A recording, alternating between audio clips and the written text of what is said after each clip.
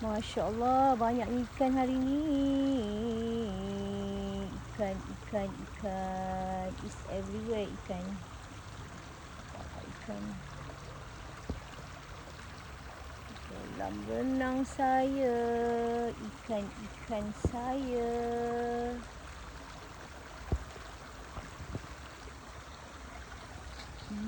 Dalam pembersihan lagi.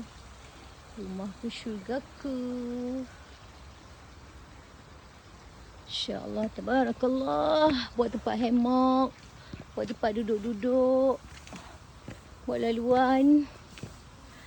Okay. Kita cat cantik lah. Ni saya nak letak nama dia Radina River and Sila Jaga Kebersihan. Okay, gitu.